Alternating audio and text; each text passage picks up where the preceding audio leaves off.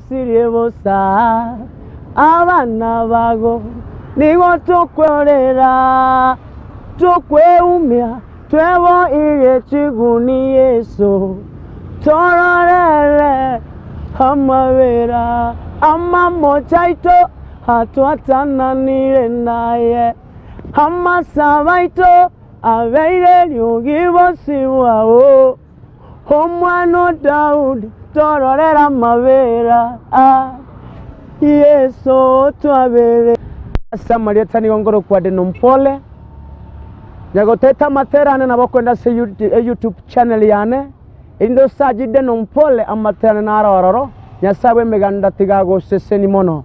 Asante sana radio yeto ya Grupo Radio asega sengi ya mawakora nyasabe meganda baseseni nandaba ababeke mobe aroro asengi nchoyo go promote abateli nyasabe meganda ba monaino. Amen. Shalom shalom. Right, asante sana. Mike yangu hapa naona ni kama iko na shida kidogo. Acha tuishughulikie kidogo penzi mtazamaji na yule ambaye anatusikiliza. Naam. Acha tukimbie madukani ni kama tuone mitambo ikoje ndipo sasa. Lakini ya kwangu hapa naona iko sawa, sijui yako ikoje. Sawa. Naam, asante sana, karibu tena kwenye meza hii magazetini kama kawaida. Wajua leo tumeamka tu watu wakisema BBI, reggae yenu bana imeendaje tena? Reggae iko friend. Ni kama muziki wa reggae kidogo umefika kikomo, inakuaje? Unajua kwa wale watu ambao sidhani kama wanaweza shindwa, though wameshindwa, ni kiwemo kinara wa chama cha ODM Raila Amolo Odinga. Yule unajua amekuwa katika mstari wa mbele ku ensure that katiba zote ambazo zimebadilishwa amekuwa katika mstari wa mbele kuziendelesha. Sasa sijui kama fika mwisho lakini ni sawa tu, tunamuombea. Anyway, hatujui litakuaje hili, manake kama BBI unajua kuanzia mwaka jana umekuwa ikipigiwa msasa kawaida hapa nchini, ikaleta mashida kidogo baina ya watu wa Tangatanga na ODM vile vile na kieleweka. Kisa sasa hivi hatujui tuseme nini. Tunaombea. Karibu tena mpenzi mtazamaji, niite Edwin Mokaya nikiwa na gazeti langu hapa The Standard. Kama kawaida gazeti ni Taifa Leo likiwa ndilo gazeti ambalo nimelipepa huku.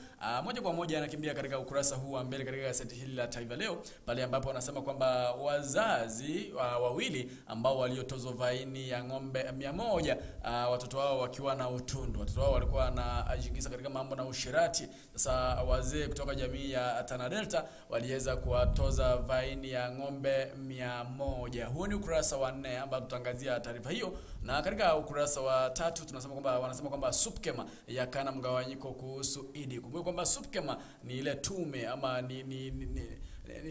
ni ule umoja wa Waislamu ambao unaendesha Waislamu nchini Kenya. Wanasema kwamba kuna wale ambao wameanza kutofautiana kati ya siku ya kumaliza Ramadhan, ile siku ambao wanatizama mwezi. Kuna wengine wanatumia mwezi na wengine wanatumia vigezo mbalimbali. Huo ni ukurasa wa 3. Katika ukurasa wa 2 wanasema kwamba mvutano wazuka serikalini kuhusu nani kati ya Raila na Gideon Moi awanie urais ujao. Wanasema kwamba imebainika wazi ni wawili tu ambao rais wa Jamhuri ya Kenya Uhuru Muigai Kenyatta ana uwezo wa kuwasupport ama kuweza kumrithi, ambaye ni kinara wa chama cha ODM Raila Amolo Odinga na mwenyekiti wa chama cha KANU Gideon Moi. Kati ya wawili unaona ni nani yule ambaye ataweza? Huo ni ukurasa wa 2. Katika ukurasa wa 2 pia wanasema kwamba kuna mto ambao umekauka, mto Jipe wanasema kwamba umekauka, na wanasema kwamba Jaji Koome atofautiana na mtangulizi wake ambaye ni David Maraga. Huo ni ukurasa wa 3. Katika ukurasa wa 2 tutazungumzia siasa kidogo, ambapo wanasema kwamba Ruto alenga waazi wa Raila eneo la Luo Nyanza. Hayo tu ndio yameangaziwa katika ukurasa huu wa mbele wa gazeti la Taifa Leo. Ukurasa wa mbele hapa gazeti la The Standard hapa kama kawaida leo ni BBI Thunderbolt. Tunasema kwamba kidogo muziki wa reggae imetiliwa kikomo. Mwanzo kuna majaji 5 ambao waliweza kutoa wakasema kwamba BBI ni kinyume na sheria, kwamba ni null, illegal, void. Naam, ndo haya yameangaziwa hasa hapa katika ukurasa wa 4 na 5. Vile vile tunapa Justice Koome ameshajenga msingi kabisa wa maono ama wa maono wa judiciary. Vile vile tunapa Israel na Palestine, tunaona kwamba kuna dhuluma inaendelea pale, unaona kuna vita kabisa pale, ukurasa wa 35, ambapo tunaona hapa ukurasa wa 3. Vile vile tunaangazia kiwango cha fedha ambacho Wakenya pengine wamekopa, kwamba wanakopa shilingi bilioni 1 kila siku. Pengine ni kwa sababu ya uchumi ambao umeenda juu zaidi. Vile vile tunapa Eid Mubarak. Leo naona watu walisherehekea hapo jana kuonyesha kwamba ilikuwa ni hiyo sherehe inaitwaje? Hiyo jina sijui bwana, mimi si Muislamu. Nasema udhimia hiyo, nasema udia. Na ndo hayo tu katika ukurasa wa kwanza gazeti langu la The Standard. Katika ukurasa wa pili wa gazeti la Taifa Leo nasema kwamba Ruto walenga waazi wa Odinga kutoka eneo la Luo Nyanza. Kuna naibu rais William Samoei Ruto wanasema kwamba amerusha chambo chake katika ngome ya kinara wa chama cha ODM Raila Amolo Odinga kutoka mkoa wa Luo Nyanza, pale ambapo baadhi ya jamii ama wasomi kutoka jamii ya Luo Nyanza walikuwa na mkutano katika kaunti ya Nairobi ili kubaini kwamba yule atakayewania urais kama 2022 lazima atie saini msaza ama lazima atie saini mkataba ambao walikuwa wameuongelea hapo jana, wakisema kwamba kuna maendeleo yanafaa kufanywa katika eneo hili la Luo Nyanza, na wakasema kwamba yeyote yule ambaye atakayewania urais lazima atie saini ili waweze kumpigia kura kutoka eneo la Luo Nyanza. Mkutano huo ulikuwa umefanyika katika hoteli moja jijini Nairobi hapo jana. Huo ni ukurasa wa pili. Katika ukurasa huu wanasema kwamba kuna mwanamke mmoja ambaye alifariki jana akiwa usingizini.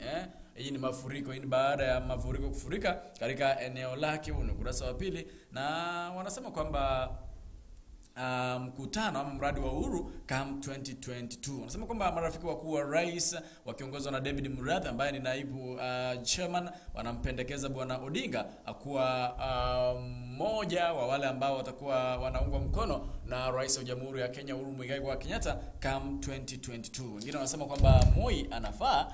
Sijui wewe kwa maono yako unaona nani yule ambaye ataweza akipata support ya rais? Nitapiga debeni. Anasema kwamba itakuwa sawa pale ambapo Raila Amolo Odinga watashirikiana na Gideon Moi awe mgombea, awe naibu rais, na bwana Odinga awe rais kama 2022. Hapo ndipo watazoa kura mingi miongoni mwa wananchi. Huo ni ukurasa wa pili. Katika ukurasa wa 3 wanasema kwamba SUPKEMA yakana mgawanyiko kuhusu Eid al-Fitr. Wanasema kwamba viongozi wa Kiislamu wamepuuzilia mbali ripoti kwamba kuna tofauti miongoni mwa waumini kuhusu siku ya kukamilisha Ramadhani. Kulingana na kaimu mwenyekiti wa Baraza Kuu la Waislamu nchini SUPKEMA, wanasema kwamba anajulikana kama Hassan Olenado, anasema kwamba tofauti hizo hamna, ni ile tu wengine wako na maono tofauti. Huo ni ukurasa wa 3 pale ambapo wanasema kwamba kuna shule moja kutoka kaunti ya Kisii na inajulikana kama Lianya Nchabera. Lianya Nchabera ni shule ambayo ilifeli. Tunasema kwamba ni shule ya mwisho nchini. Ni shule ambayo mwanafunzi wa kwanza alikuwa na D-. Naam. Wa kwanza. Wanasema kwamba niangalie vizuri.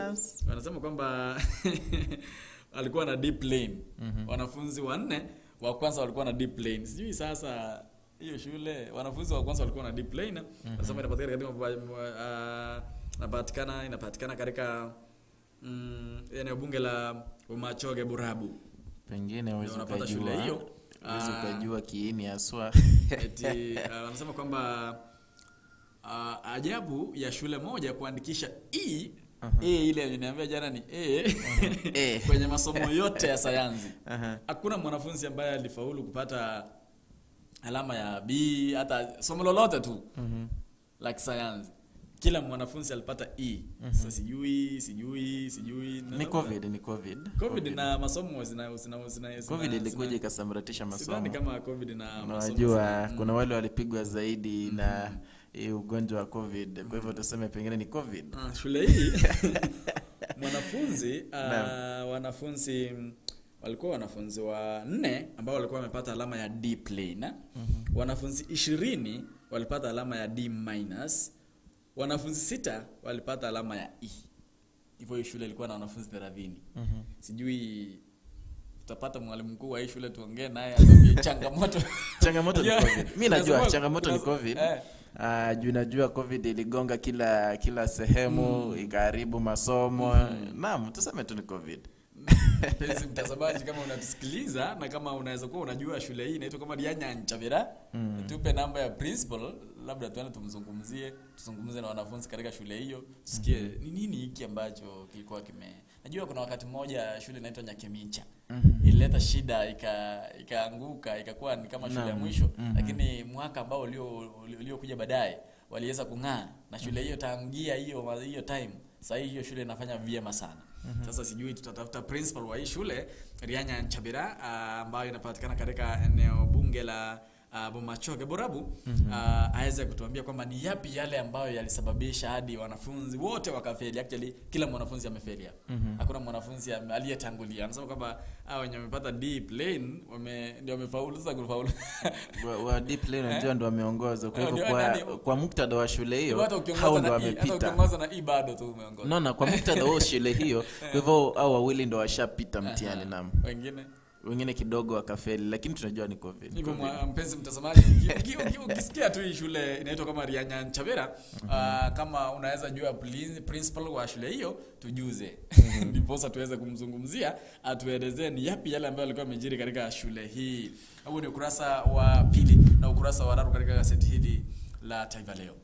Na ukurasa wa pili The Standard tunaangazia miaka ya kitambo kidogo, miaka 1963, 64, 65, wakati tulikuwa na mshindi wa Safari Rally hapa nchini Kenya. Alikuwa anaitwa Jojinder Singh, ambaye alikuwa na ndugu yake alikuwa anaitwa Jaswant Singh, ambao walishinda East Africa Safari Rally. Vile vile mwaka wa 1968 waliweza kushinda vyema zaidi 1974, 1976.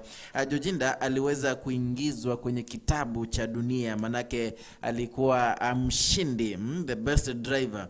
Kwa hivyo hayo ndio yameangaziwa katika ukurasa wa pili wa The Standard. Ukurasa wa 3 hapa ni ujumbe, ni utafiti ambao umefanywa kuonyesha pengine jinsi hali ya maisha imekuwa ngumu kidogo. Manake kuna baadhi ya Wakenya ambao wanakopa shilingi bilioni 1 kila siku. Kwa hivyo kutokana na utafiti uliofanya kupitia Safaricom, kuna kitengo cha Fuliza ambacho inaweza chukua loan overdraft, pengine kiweza kusaidia Wakenya wengi zaidi, manake wameongeza zaidi kwa siku. Kutokana na Fuliza kwa mwaka jana kulikuwa na 351 billion zilikopo. Kwa hivyo ukifanya average hivyo kwa siku moja mwaka jana, bilioni 1 ilikuwa inakopwa na Wakenya, kuonyesha kwamba pengine maisha yamekuwa magumu zaidi. Vile vile watu waliokuwa wamejiregister ama wamejisajili na mfumo huu wa Fuliza kabla COVID-19 ingie huku nchini Kenya, sasa iliongezeka baada ya kujua kwamba COVID imekuja iliongezeka hadi 1.4 million, 1.4 ya watu ambao waliweza kujisajili. Kwa hivyo hayo yanaonyesha kwamba pengine kuna nini. Na vile vile miaka iliyopita kampuni la Safaricom lilikuwa linatengeneza profit ya 2.8 million, lakini mwaka jana iliweza kutengeneza profit ya 4.5 million kutokana na zile hela na nini tuseme interest yenye wanapata kutoka na transaction cost wanapata kutoka kwa Fuliza hii. Hayo ni katika ukurasa huo wa 3. Vile vile ukurasa wa 3 huo tunaangazia kisa kimoja ambacho kuna mmoja ambaye alihusishwa na mauaji ya Joyce Siombua kuna mtu aliyekufa alikuwa anaitwa Joyce Ombua, kuna mtu alijihusisha na mauaji haya na watoto wake wawili, alikuwa ni KDF soldier. So kwa huyu alikuwa anaitwa Colin Pamba, aliweza kumsaidia KDF, tunamwitaje, ni jeshi, mwanajeshi huyu kumzika mwanamke ule na watoto wake. Kwa hivyo aliweza kufikishwa mbele ya mahakama na Justice Florence Mushemi akamweza kumpa hukumu la kifungo cha miaka 5. Vile vile ukurasa huo tuna Uhuru Kenyatta amesema kwamba atahakikisha kwamba hakuna mwanadada ama hakuna msichana anasalia nyumbani, kwamba wote wameenda shuleni. Atatia jitihada zaidi na atahakikisha wote wameenda shuleni. Alikuwa anazungumza na United Kingdom PM Boris Johnson hapo jana wakati walikuwa katika mazungumzo ya Global Partnership for Education. Ukurasa wa 3 huo. Katika ukurasa huu wa 4 ni habari kutoka kaunti mbalimbali nchini Kenya, pale ambapo wanasema kwamba watoto zaidi ya 2000 waambukizwa HIV kwa kunyonyeshwa. Kuna wale watoto 2000 kutoka kaunti ya Kilifi wanasema kwamba serikali ya kaunti hiyo ya Kilifi imesema kwamba watoto 2331 wanadaisha ama wanaoishi na ugonjwa wa COVID ama ugonjwa wa HIV waliweza kuambukishwa kwa kunyonyeshwa. Kumbe unajua mtoto ukimzaa kama wewe ni positive tena uzidi kumnyonyesha bila kufuata yale masharti ambayo umepewa kutoka kwa hospitali, utaweza muambukisha. Lakini kuna wale ambao wanazaa watoto wakiwa positive, watoto wanakaa negative kwa sababu wanafuata yale masharti na vile vile kwenda hospitalini mapema ili kuambiwa jinsi wanastahili kufanya mambo. Katika huo ni ukurasa wa 4. Katika ukurasa huu wa 5 wanasema kwamba wazazi watozwa ng'ombe 100 kwa utundu wa watoto wao. Kuna wazazi wawili wametozwa faini ya ng'ombe 100 kwa jumla baada ya watoto wao wenye umri wa miaka 15, mmoja na mwingine 17 kupatikana na makosa ya uasherati. Watoto hao waliweza kupiwa faini ya ng'ombe 50 kila moja, na wazazi wao ikawalazimu waweze kulipa ng'ombe hao. Anasema kwamba DBB aagizwa kufichua ushahidi wa kesi ya ufisadi dhidi ya mbunge Aisha Jumwa Malindi. Anasema kwamba kuna yale madai kwamba alikuwa na kesi ambayo ilikuwa na muandamba ya ufisadi. Sasa wamesema kwamba ushahidi uweze kufichuliwa. Katika ukurasa huu wa 3 wanasema kwamba spika wa Nandi aponea kutimuliwa baada ya Ruto kuingilia kati. Kumbe siku hizi huwa wanasiasa wanasaidia sana kwa katika viongozi wengine. Unajua huyu spika wa Nandi hapo jana katika gazeti la Taifa Leo tulikuwa tumeangazia kwamba gavana wa Nandi Sang na madiwani wengine walikuwa wameamua kumtimua kwa sababu anaegemea upande mmoja. Unajua ukiwa spika unafaa kuwa tu neutral. Sasa wanasema kwamba Ruto ameingilia kati na ameweza kumuokoa kuondolewa kwa katika bunge hilo la Nandi.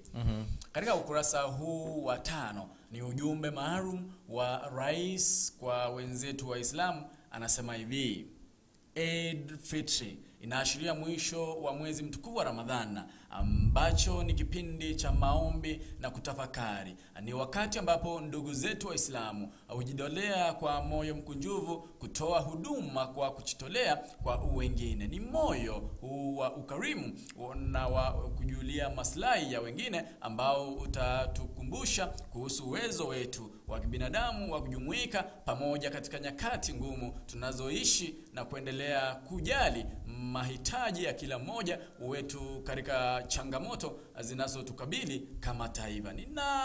Ninatiwa moyo kutokana na matendo yenu ya ukarimu ambao sisi kama Wakenya tulishuhudia wakati wa mwezi mtukufu kwa kufunga milango yetu licha ya tofauti za kidini na kufuturu pamoja na kufahamiana kwa undani zaidi kupitia kula pamoja na kubadilishana mawazo. Tandavu la kilimwengu limelazimisha mabadiliko kuhusu jinsi ya kudhimisha iftar. Hakikisho langu ni kuwa serikali yangu inafanya kila juhudi kurejesha taratibu za kawaida kupitia mikakati ya matibabu, utafiti na sera.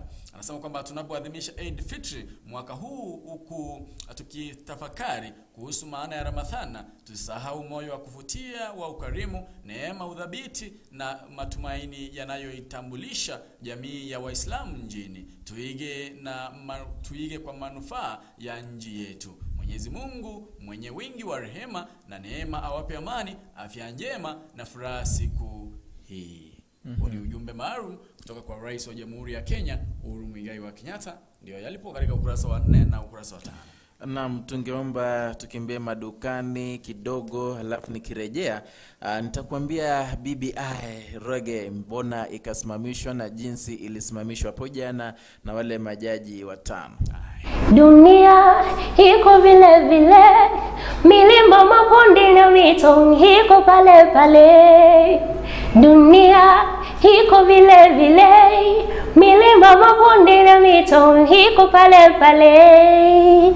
Wapenzi watazamaji na wasikilizaji wa Abagusii Global Radio, kwa majina naitwa Milly K. Kelly, na waomba mnisaidie kwa kusubscribe to my channel Milly K. Kelly. Mbarikiwe kwa sana. Keragara otosirie bosa abana bago nigo tukwerera tukweumia twebo ire chiguni Yesu tororere amabera amamochaito hatuatananire naye amasabaito abeire lyogibosibwao omwana Daudi tororera amabera Yesu twabere Samaria tani ngoro kwa Nompole nyagoteta materane na bokwenda se YouTube channel yane indo sajide Nompole amaterane na arororo nyasawe meganda. Alright, asante sana BBI. Sasa hivi tunaona kwamba kidogo wanasema kwamba wale waliokuwa unajua kuna wale naibu wa rais alikuwa anasema wale wako na vifua. Deep state. Lakini sasa hapa tunaona kulikuwa na majaji 5, Joel Ngugi, George Ondunga, tulikuwa na Jairus Ngag, alafu kulikuwa na Chacha Mwita, vile vile na Teresia Matheka, ambao jana hapo jana kwa kikao cha masaa 6 waliweza kusema kwamba hii BBI imeenda kinyume na katiba. Kwa hivyo akasema it is unconstitutional, illegal, null and void. Pengine tunaweza sema ni kichapo zaidi ama ni kiboko kwake kiongozi wa chama cha Jubilee pamoja na ODM wawili, Raila Odinga na pamoja na Uhuru.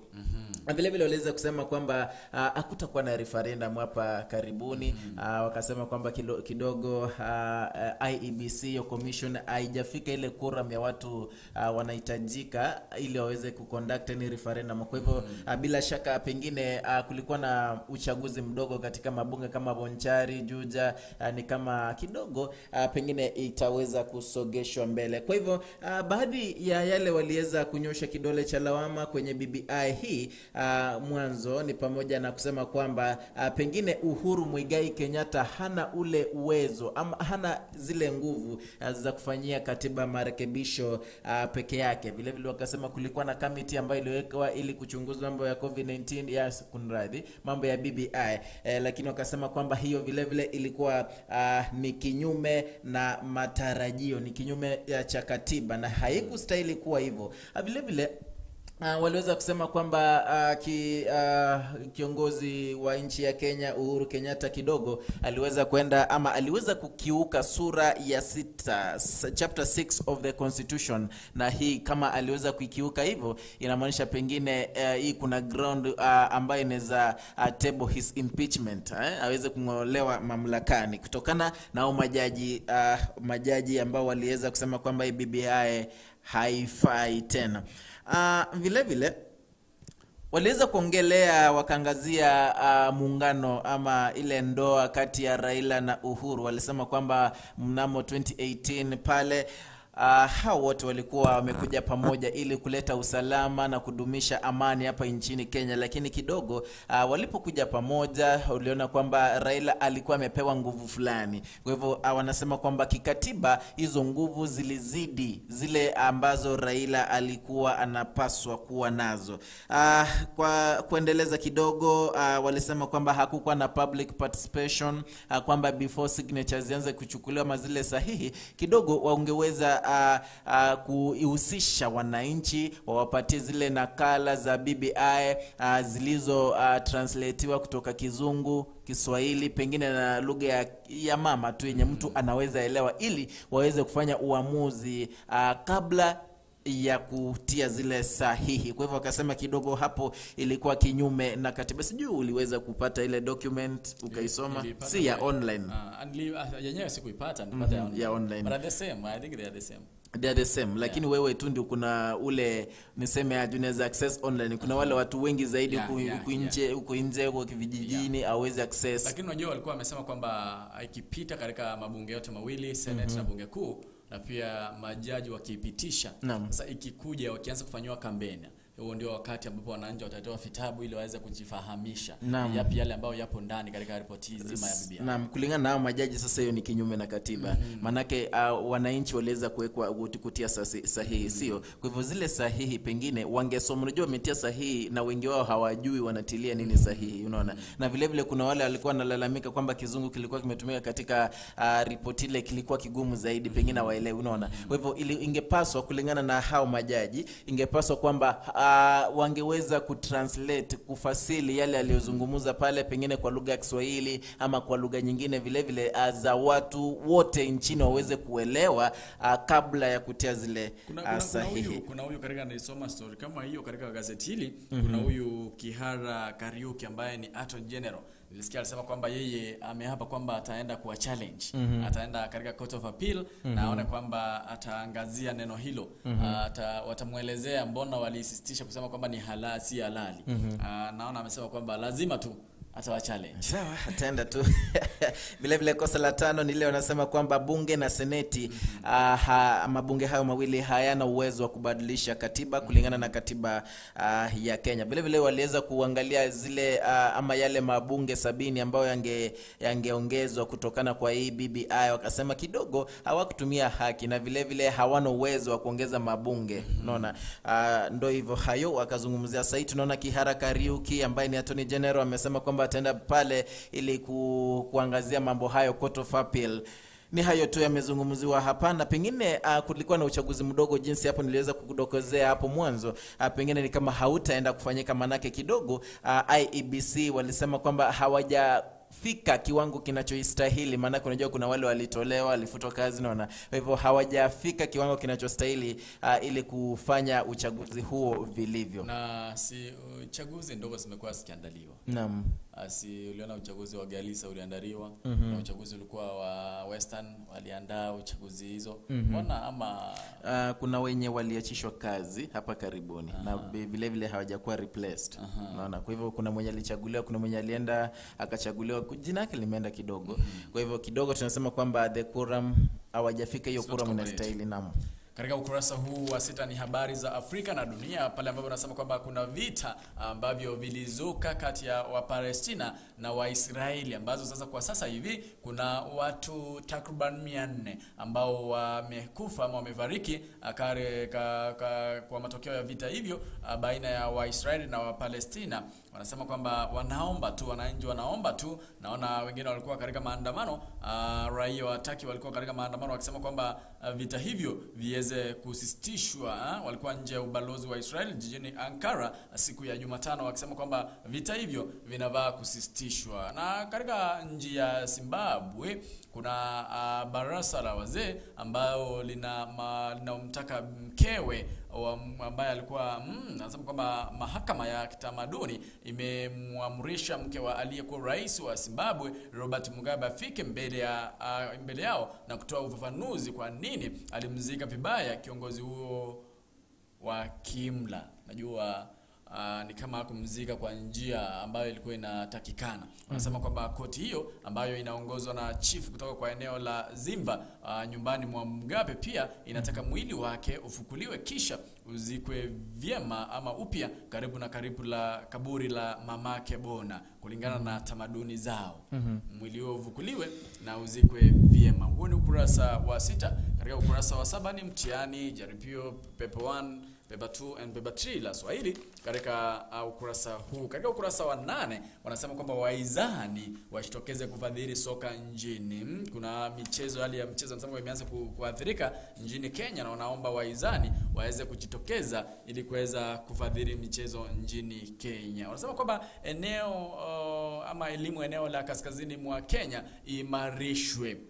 Kuna wale wanafunzi ambao wana changamoto, kwa mfano Abdulhamid Isaac kutoka shule ya Isiolo Boys ambaye alikuwa amezoa alama ya B plainer akiwa anasherehekea na wazazi wake. Alizoa alama hiyo ingawa alikuwa na changamoto ambazo zilikuwa zinamkabili katika mwili wake.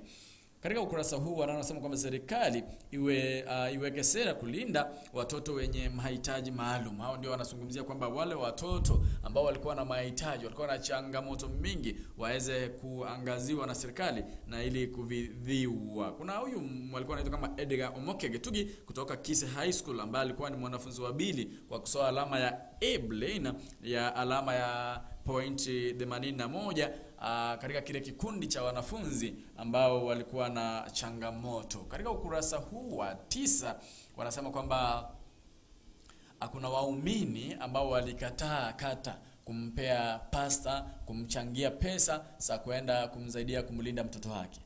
Bibi ya pasta alikuwa amezaa, alikuwa amejifungua mtoto. Sasa waumini wakasema kwamba acha wachangishe pesa at least waende wakamsalimia yule mtoto. Sasa baadhi ya waumini wakasema kwamba unajua kuna wale waumini ambao wanakuja kanisa wamekuwa kuna mashida tofauti na walisema kwamba badala ya kumchangia pesa na kupea pasta ambaye at least anajiesa, kuna wale ambao ni waumini wamo katika kanisa hilo ambao hawajiwezi, wanajisatiti kutoa sadaka lakini hawajiwezi. Badala ya kupea pasta pesa, acha wasaidie hao waumini. Sasa hilo jambo likaleta taswira mbaya katika kanisa, waumini wakaanza kuzozana na kisha baadaye pasta hakupewa zile fedha. Huu ni ukurasa wa 9 katika gazeti hili la Taifa Leo. Na kuna mgonga mmoja kutoka kaunti ya Tharaka Nithi, Tharaka sehemu inayoitwa kama Kaungwani Tharaka. Huyu mganga amekuwa akisaidia familia moja. Amekuwa mapepo, ametoka katika familia hiyo, mke wa familia hiyo akawa amezaa, lakini huyu mganga akamsaidia, akampea dawa, huyo mke akazaa. Sasa huyu mganga amefika kiwango ambacho ameambia bwana wa boma hili akisema kwamba huyu mke ama boma hili lina watoto 7. Na msichana wao wa kwanza ashakuwa mkubwa, asha graduate, sasa ni mtu ambaye ni mkubwa. Sasa mganga ameanza kusema kwamba anataka awe huyu binti yake awe mke wake wa pili. Kwa sababu alikuwa amemsaidia kumzaa, sasa anasema wamtunuku na huyu msichana. Sasa wazazi wanasema binti yangu ameenda shule amegraduate, itakuwaje awe mke wa mganga? Haiwezekani. Anasema kama hiyo ni ndoto. Hayo tu ndio alikuwa ameangaziwa katika ukurasa huu wa 8 na 9. Naam, ukurasa wa 8 hapa gazeti la The Standard tunaenda kuangazia kisa kimoja ambacho tunaona hapa SPP ambaye anaitwa Senior Superintendent of Police Simon Mongela aliweza kuna tuhuma kwamba aliweza kumfiatua risasi watchman mmoja walipokuwa pale joint ya kukunywa pale sehemu ya kuna sehemu ya Kangundo hapo inaitwa Obama Estate on Kangundo Road. Walisema kwamba aliweza kufika pale saa 8 usiku. Ni mtu amezoea pale kuenda kunywa, kulala pale, lakini kidogo jana ilikuwa tofauti, manake alifika pale alikuwa mlevi zaidi, akaanza kuzua, ndio akatoa bunduki lake na kuanza kufiatua risasi. Alipofiatua mameneja watu wakatoroka, lakini saa hasira zake zikapandikiza na kumfiatua risasi watchman aliyekuwa hapo. Kwa hivyo ni kisa ambacho kimeangaziwa katika ukurasa huu wa 8. Vile vile ukurasa huo tunaona kwamba kuna polisi wawili ambao waliweza kuhusishwa na mauaji ya msichana mmoja ama mwanamke mmoja aliyekuwa anaitwa nani? Alikuwa anaitwa acha nitafute jina lake hapa. walipofikishwa pale mahakamani waliweza kusema kidogo waweze kulegezewa kamba, ingawaji waliua. Wakasema haikuwa dhamira yao kumuua mama huyu, na wakasema kidogo ilikuwa kile kipindi ambacho kulikuwa na wahuni hapa nchini, na walimwambia ashuke kutoka kwa gari na hakushuka. Kwa hivyo mbele ya jaji Stella Mtuku waliweza kusema maskari hao wale ambao ni William Chacha na Godfrey Kirui waliweza kuomba kwamba na familia ndogo ili pengine waweze kulegezewa hukumu waweze kurudi makwao. Ukurasa ni wa 8 huo 9 hamna jambo lolote hapa. Na ukurasa wa 10 vile vile hamna. Ukurasa wa 11 hapa ni ujumbe wa rais wakati kwa Waislamu waliokuwa naadhimisha Eid hiyo jina ni wewe unaijua bwana, Eid al-Fitr. Naam, vile vile ndo hayo tu. Ukurasa wa 12 hapa tunaangazia mwanaume mmoja hapa ambaye alikuwa ni engineer aliweza kuanzisha private slaughterhouse hapo miaka 37 iliyopita, lakini kidogo huyu Johnson Morrison Litondo alikuwa apewe shilingi ama fidiwe shilingi milioni 100, lakini hajawahi pewa fedha hizo. Kwa hivyo zimekuwa zimeaccumulate zimeleta interest hadi sasa hivi zimefika 1,600 milioni 1,600. Kwa hivyo anaomba aweze kufidiwa pesa zake. Hayo ni katika ukurasa huu wa 12. Katika ukurasa huu wa 10 naona ni barua ambazo wanasema kwamba ni vyema baadhi ya watainiwa wajiunge na vyuo vya kiufundi. Najua kuna wale ambao kama shule hii ya Ryanyanchabera sijui watarudia tena. Najua alisema kwamba hakuna kurudia form 4, labda waanzie tena shule form 2. Sasa shule hii ya Ryanyanchabera itawalazimu wanafunzi hao sijui ni wote 30 waweza kujiunga na vyuo vya ufundi. Wenye moyo tuseme, manake huwezi force mtu kama masomo kidogo ameona kidogo huwezi mforce. Kuna wale wanaenda kwa kuna hivi vyuo vya ufundi. Jana ulikuwa unaniambia kwamba unajua si wote ambao wako na ile akili ya kufuzu katika mitihani. Naam. Sasa nataka kusema hii shule wote Naam, pengine sijui. Hakuna amebarikiwa hii shule kuwa na hiyo akili ya mitihani. Si hivyo, sikusema hivyo huku nishika, nilisema hatujabarikiwa wote. Unaona, hii shule wote hawajabarikiwa. Kila mtu amebarikiwa kivyake niseme. Pengine hii shule ilikuwa wote waende katika vyuo vya ufundi, unaona? Na pengine inaweza kuwa ni shida kutoka kwa walimu, inaweza kuwa shida ya uongozi mbaya kwa shule hiyo, inaweza kuwa ni COVID-19 yenye imesambaratisha masomo na kila kitu, huwezi kujua. Niliomba tu kama unajua hii shule ya Ryanyanchabera ungetufahamisha tu principal hiyo shule, at least tuende pale kama Bagusi Global Radio tuweze kusemezana. Najua ni vyema tuongee na wale ambao wanaenda kuketi katika mtihani wa KCSE. Na niko na uhakika hata ukimpata huyu hawezi kukongelesha, manake sasa hivi. Mbona? Najua hiyo ni matunda yake. Ni mengi. Hiyo ni matunda yake. Si matunda yake, ni matunda ya wanafunzi. Mwalimu anakupatia 70. Aliwapea hiyo 25. Aliwapea hiyo 25. Ndio hiyo pengine wako nayo. Sidhani. Katika ukurasa huu wa 10 wanasema kwamba walimu wadumishe nidhamu katika shule. Hizo ni barua mbalimbali ambazo zimeandikwa katika ukurasa huu wa 10 pale ambapo wanasema kwamba serikali ifadhili wanafunzi wale walioimarisha matokeo ya KCSE. Najua kuna wale wanafunzi inaosaidianga tu kama kawaida, wale ambao wamepata C+ lazima wajiunge katika vyuo vikuu. Huo ni ukurasa wa 10. Katika ukurasa wa 11 sasa hapa ndio kuna yale mambo. Mbona wanasema kwamba kuna wale ambao waliruka kipetero kiyesu, lakini DNA ikawaambia kwamba rudi bado hamja faulu. Kuna wale ambao waliruka kipetero kiyesu ndio wameangaziwa katika ukurasa huu wa 11 pale ambapo naona wameangazia mwimbaji wa Bongo Flava anaitwa kama Harmonize. Anasema kwamba aliwahi ruka kipetero kiyesu, lakini DNA ikamrudisha kumwambia hapana, huyu mtoto ni wako. Huo ni ukurasa wa 12. Kuna Professor Hamo ambaye kwa miaka mingi wamekuwa na uhusiano wa kimabweha, wanasema kimapenzi na Jemtai ambao ni waigizaji, na wamekuwa wakificha kadri ya uwezo wao kwamba watu wasije wakajua kwamba wana uhusiano, na amekuwa alimzalisha watoto wawili, lakini wamekuwa tu wakiangazia kwamba waonekani pamoja, hawakutani kama ni pesa, kama ni kuzungumza, wanazungumza kwa simu. Ndiposa wasije wakajulikana. Lakini kisha baadaye Idi Gonga Mwamba walije wakajulikana. Sasa wanasema kwamba DNA imemlainisha, imeonyesha kwamba bayana wale watoto ni wa Professor Hamo. Kuna huyu mwingine anaitwa kama Kabi wa Jesus. Kuna huyu jamaa amekuwa akisocialite sana, amekuwa pale mtandao wa Jesus. Praise God. Kila mara praise God. alikuwa amempa binamuye. Alikuwa amempa binamuye mtoto, alikuwa amemzalisha. Alificha lakini kisha baadaye DNA. Mwanzo alisikana akasema hayo ni mambo bibi yake, akasema mnyi mnatuonea nini, tuache livers alone nini. Sasa imeonyesha DNA, unajua akasema ilikuwa ni shetani, hakuwa ameokoka huo wakati. Kuna huyu anaitwa kama Bahati. Ni mwimbaji wa nyimbo za Injili, aliyekuwa mwimbaji wa nyimbo za Injili pia. Yeye aliwahi mpachika mimba Viete Obura ambaye alikuwa mpenzi wake wa kwanza.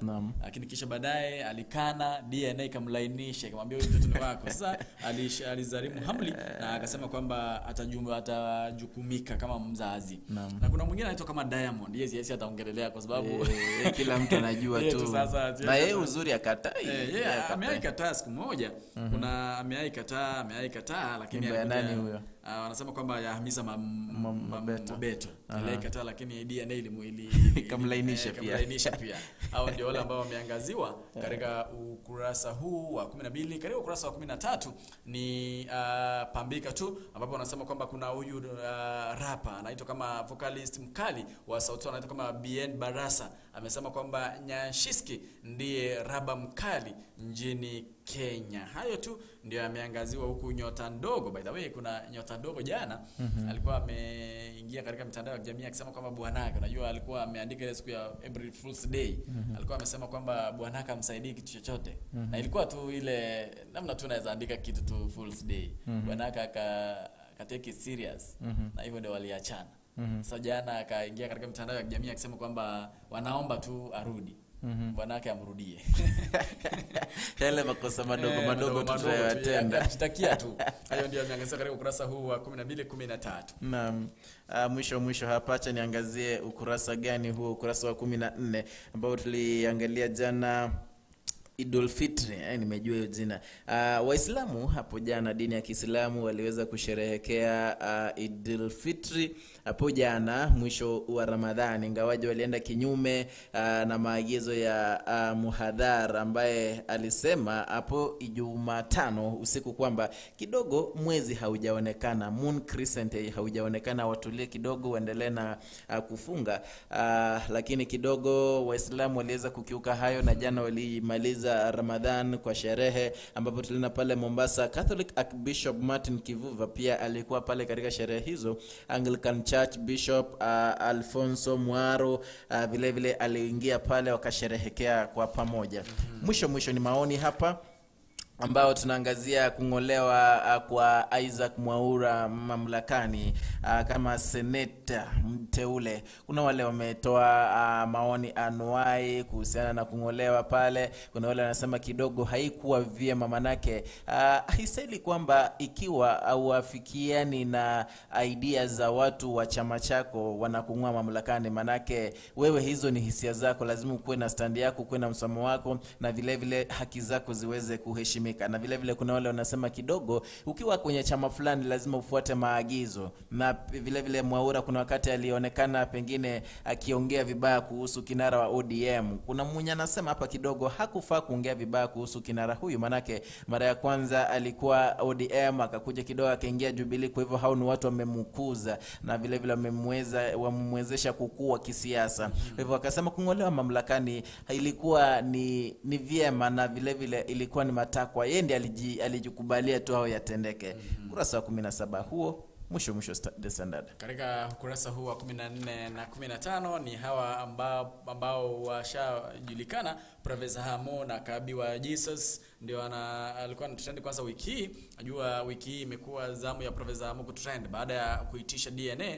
Sasa imebainika kuwa kafutwa kazi Hot 96. Alikuwa anafanya kazi humo. Wamesema kwamba alifutwa kazi ingawaje alikuwa ameshaja kazi wiki 3 zilizokuwa zimepita. Jua Saa zingine kuna vitu zingine watu wanafanya. Katika ukurasa huu wa 15 ambao ni ukurasa wa nyuma wa gazeti hili la Taifa Leo, wanasema kwamba Magelo kuzikwa Kajiado Jumamosi. Aliyekuwa mwenyekiti wa klabu ya FC Leopard Alex Magelo atazikwa Jumamosi katika kaunti ya Kajiado. Hata hivyo, mashabiki wengi wa klabu ya hiyo ya ligi kuu ya Kenya KFFK watapata nafasi ya kumuaga kutokana na masharti magumu ya kuzuia maambukizi ya virusi vya COVID-19. Kakamega wanasema kwamba mshambuliaji matata Alan Wanga amesema licha ya umri wake mkubwa hayuko tayari kustaafu kucheza kandanda ya ligi kuu ya Kenya. Wanga ameeleza kuwa azma yake ya wakati huu ni kusaidia Kakamega Homeboys FC kutoa ubingwa wa kipute hicho cha ligi kuu msimu huu. Hayo tu ndio alikuwa ameangaziwa katika ukurasa huu, wakisema kwamba Kilifi Ladies FC yataka kushiriki ligi ya Pwani. Hayo ndio yameangaziwa katika ukurasa huu wa nyuma gazeti la Taifa Leo. Naam, asante sana. Ni hayo tu tulikuwa tumekuandalia kutoka magazetini hapa, yamenakiliwa katika magazeti. Pengine hatujaiangalia yote, kuna yale tulikuwa tunayaruka kidogo.